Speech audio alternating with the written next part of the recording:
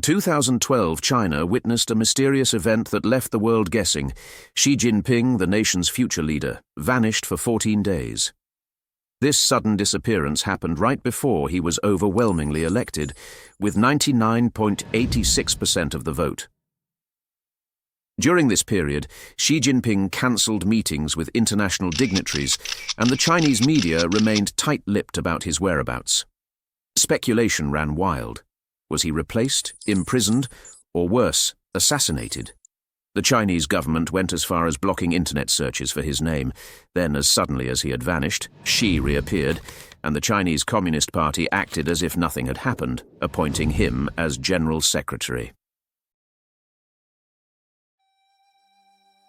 The mystery of those 2 weeks remains unsolved, but unraveling Xi Jinping's journey to becoming one of the world's most influential leaders is crucial to understanding the future of global politics. Xi's life is like a puzzle, with pieces slowly being put together thanks to anonymous sources. His childhood during a tumultuous period in China's history shaped his unwavering commitment to the Chinese Communist Party. We must travel back to the 1950s to truly grasp Xi's path. Mao Zedong, the founder of the People's Republic of China, was at the helm, and Xi's father played a pivotal role as Mao's secretary for industrial affairs. Living in a gated neighborhood reserved for party officials, Xi's early life was one of luxury and privilege. Born in 1953 in Beijing, he grew up in an environment that was a mix of political royalty and strict discipline. Xi's father, a key figure in Mao's regime and a strict disciplinarian at home, was part of the political elite that reshaped China, ending what was known as the Century of Humiliation. However, the story of Xi's mother remains largely untold, a choice she seems to have made deliberately.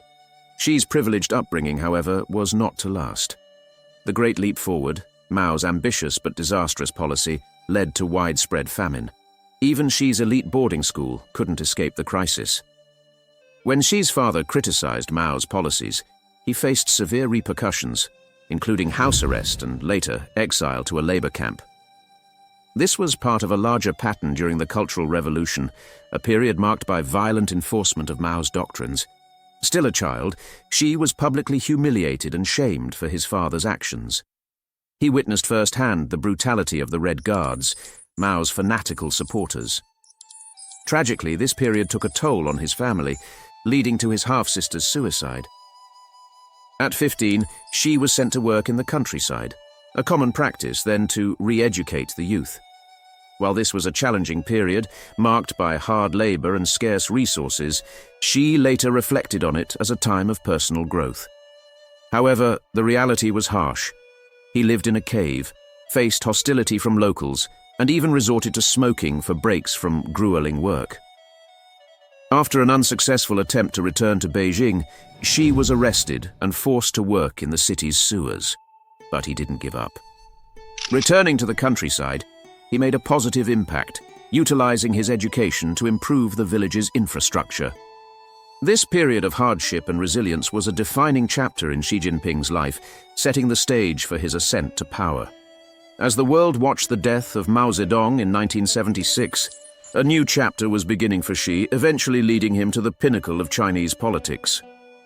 The year 1976 marked a pivotal moment in Chinese history, with Chairman Mao Zedong's death ending the Cultural Revolution. This event also signified a turning point for Xi Jinping and his family, lifting the stigma they had carried. While many of his peers, the young princelings, indulged in celebrations, Xi took a different path. Despite the Cultural Revolution having ravaged his early years, Xi didn't turn away from the Communist Party. Instead, he saw the necessity of gaining political power, having witnessed the peril of being an outsider. His strategy was clear. To never find himself in a vulnerable position again, he had to embed himself deeply within the Communist Party. Xi's journey to power began with his admission to university in 1975 to study chemical engineering. However, the academic landscape had been transformed during the Cultural Revolution, with a strong emphasis on Maoist ideology rather than traditional academic subjects. Gaining admission wasn't just about academic merit, it required recommendations from party officials.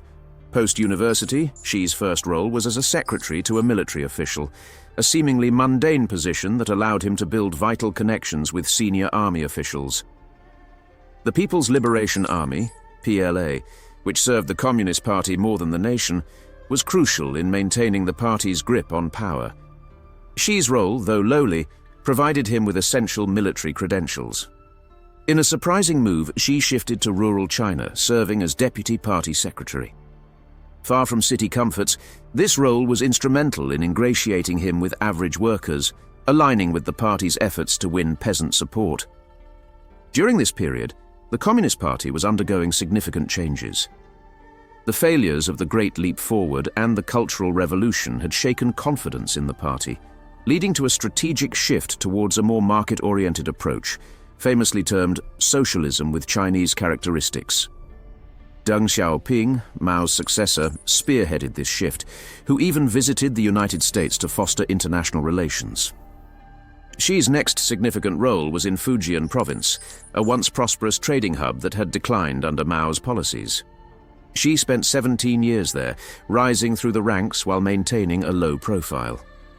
This period was marked by rampant corruption, exemplified by the case of Lai Changxing, a local smuggling kingpin.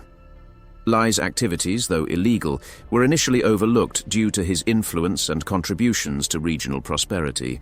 The government eventually cracked down on Lai's empire, leading to his arrest and the apprehension of over 150 associates. This crackdown raised questions about Xi's knowledge of these corrupt activities, given his senior position in Fujian then. However, his political ascent remained unscathed, possibly due to his princeling status and existing connections. In 2012, reports surfaced about Xi's family owning substantial wealth. Still, these were quickly overshadowed by controversies and arrests related to the sources of these revelations. Xi's wealth and potential involvement in corruption remain enigmatic, mirroring Deng Xiaoping's philosophy of concealing one's capabilities and biding time. Xi's patience and strategic restraint paid off. In 2002, with Hu Jintao's rise to General Secretary, a new wave of opportunities opened up for Xi, setting the stage for his eventual ascent to China's highest echelons of power. After spending 17 years in Fujian, Xi Jinping moved north to Zhejiang. His focus was clear: to gain political power and position himself as a leader capable of combating corruption, a role the Communist Party desperately needed. In 2006, as Hu Jintao worked on consolidating influence, including replacing the Shanghai leader under the guise of an anti-corruption campaign, Xi emerged as the ideal candidate. His clean image, especially in the wake of the Lai Changxing scandal in Fujian, and his political neutrality made him an attractive choice. Every 5 years, China's Party Congress convenes to decide the country's leadership. The 17th Party Congress in 2007 was a crucial juncture for Xi Jinping. As the leaders of the Politburo, the next in line for China's top job, took the stage, Xi was ahead of his main rival. He was on track to become the vice president and, eventually, the leader of China. The question remained, however, could Xi maintain his low profile and avoid scandals? While Xi was somewhat known in the early 2000s, his global presence increased in 2008 when he oversaw the Beijing Olympics. This event, seen as a milestone in China's development, was also marked by increased military and security measures to suppress protests. Xi faced the universal challenge of authoritarian governments, managing dissent. In a democracy, disgruntled citizens can express their frustrations through voting. However, in China, where the Communist Party maintained absolute control, managing dissent was crucial. The Arab Spring, with its wave of anti-authoritarian protests, particularly alarmed Xi. The corruption in China manifested in shoddy construction leading to school collapses, tainted infant formula scandals and land seizures, mirrored the catalysts for the Middle Eastern uprisings. As both vice president and the first secretary of the Secretariat, Xi gained valuable insights into the party's workings. This period also saw the rise and fall of Bo Xilai, Xi's contemporary and political figure, with a penchant for the limelight. While initially successful, Bo's aggressive anti-corruption campaign in Chongqing eventually exposed his corrupt practices and led to his downfall. The scandal around Bo Xilai, involving corruption and murder, presented a dilemma for the Communist Party: either decentralize power or tighten control. The party chose the latter, seeking a strong leader to eradicate corruption. The timing of Xi Jinping's disappearance in 2012, coinciding with Bo Xilei's removal from power, has led to speculation about Xi's involvement in these events. Eventually, Xi emerged as the General Secretary, marking the beginning of a new era in Chinese politics. As Xi took the helm, he faced the challenge of maintaining the party's control amidst growing dissent. His strategy would be informed by historical events like the Tiananmen Square massacre of 1989, where the Chinese army brutally suppressed pro-democracy protests, resulting in thousands of deaths. Xi, who was in southern China during these protests, remained loyal to the party and opposed local student demonstrations. His experience during the Cultural Revolution shaped his belief that democracy could lead to violence, reinforcing his commitment to authoritarian control. This historical context sets the stage for understanding Xi Jinping's leadership style and his approach to maintaining the Communist Party's dominance in China. The collapse of the Soviet Union profoundly influenced Xi Jinping's political perspective. He saw it as a stark warning of what could happen if the Chinese Communist Party, CCP, didn't adapt. In his view, the Soviet Union fell because it failed to enforce robust ideological control and was unprepared to use force to quash dissent. Drawing lessons from this, Xi believed China needed to strengthen indoctrination and be ready to deploy the People's Liberation Army, PLA, against potential uprisings. Xi's strategy as he rose to power involved a rigorous anti-corruption campaign targeting both high-level officials, tigers, and low-level bureaucrats, flies. This campaign, while harsh, was popular among ordinary Chinese citizens tired of widespread corruption. However, it also alienated the wealthy elite, who saw their profits and influence diminish under Xi's rule. To ensure ideological conformity, Xi introduced Xi Jinping thought and socialism with Chinese characteristics for a new era into the party's constitution. The CCP developed a mobile app to ensure that party members, academics, and students regularly studied these principles. Wang Huning, a key advisor, helped Xi Jinping in shaping these policies, drawing from his critique of American individualism. Xi's regime tightened its grip on information flow, employing vast resources for internet censorship. This effort directly responded to the perceived dangers of free speech and open internet, as demonstrated by the Arab Spring. The government's control extended to all forms of media, with dissenting voices swiftly silenced. The censorship was so effective that it even curtailed discussions on topics one might assume aligned with communist ideology, like socialism and workers' rights, as any form of organization outside the party's control was seen as a threat. In 2018, Xi faced the constitutional limit of 2 presidential terms. In a significant move, he amended the constitution, allowing him to remain in power indefinitely. This change, which would typically spark debate and opposition, was muted due to the comprehensive censorship. The CCP's narrative framed any dissent or discussion outside the party line as unacceptable. Under Xi, China's surveillance capabilities expanded dramatically, integrating AI and vast networks of CCTV cameras to monitor citizens online and offline. This technological evolution meant that the government could control a vast population without relying solely on human monitors. Xi Jinping's approach to governance highlights a singular focus on maintaining CCP control at all costs. While some view his leadership as stabilizing and credited with economic growth, others see it as a severe limitation on personal freedoms and democratic ideals. The story of China under Xi Jinping is one of rapid economic development, but also of tightened control and restricted freedoms, illustrating the complex trade-offs in modern authoritarian governance. Xi Jinping's tenure as China's leader has seen a marked increase in media control and surveillance. The Chinese government mandates that the media must be loyal to the Communist Party, only publishing stories from the state news agency. This approach starkly contrasts with the media landscape in countries like the United States, where outlets like Fox News and MSNBC may have their biases but still offer a range of viewpoints. During a 2018 protest, the Chinese government's control over media and personal freedoms was blatantly evident. Students supporting workers were censored on social media, faced police raids, and were subjected to constant surveillance. Post-release, they faced severe restrictions, including government-assigned jobs and tracking devices. This scenario epitomizes Xi Jinping's China, where the government, under the guise of serving the workers and peasants, blatantly disregards individual rights and freedoms, using the narrative of worker welfare as mere propaganda. Xi's regime is characterized by its relentless pursuit of social stability and power maintenance, often at the cost of human rights and freedoms. The surveillance state he has built, once thought impossible in the Internet era, has been gradually implemented, becoming increasingly pervasive. Nowhere is this more apparent than in Xinjiang, home to the Uyghur Muslim minority. Here, the government employs intensive propaganda and surveillance tactics, including the widespread use of WeChat for monitoring and control. The oppression in Xinjiang, while rooted in religious and cultural conflicts, also has economic implications.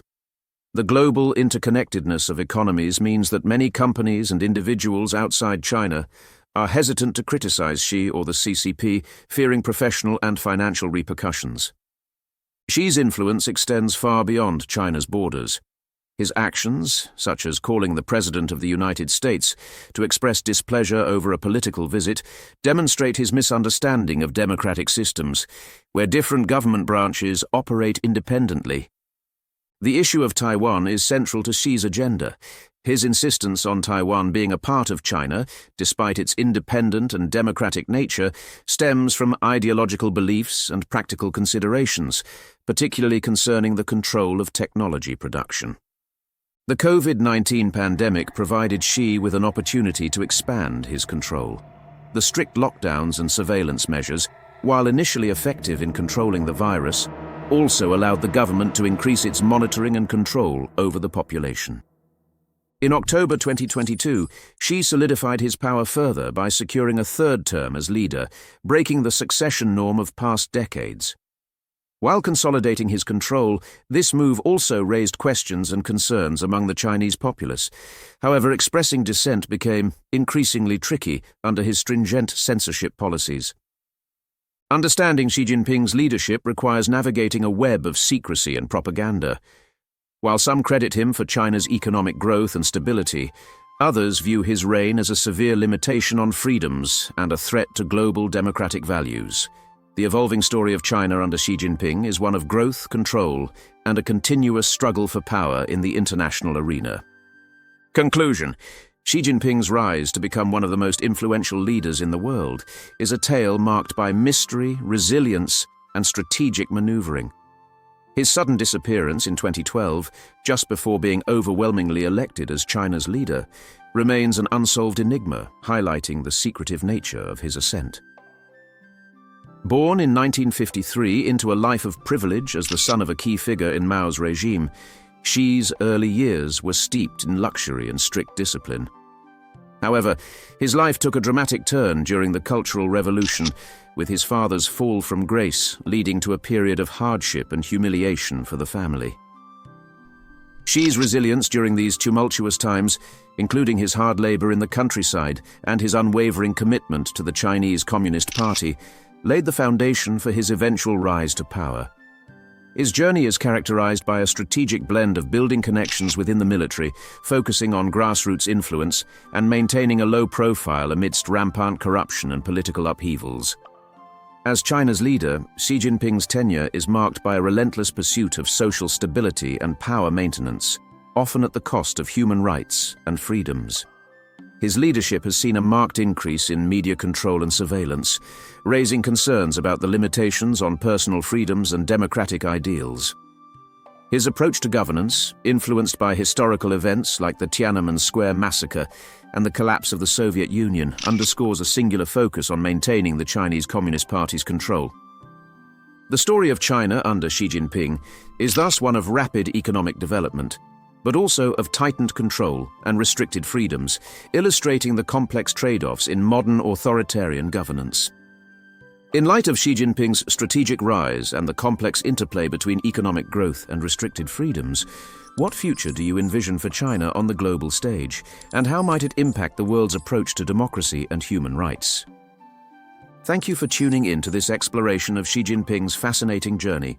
Don't forget to like, share, and subscribe for more insightful content on history and world leaders.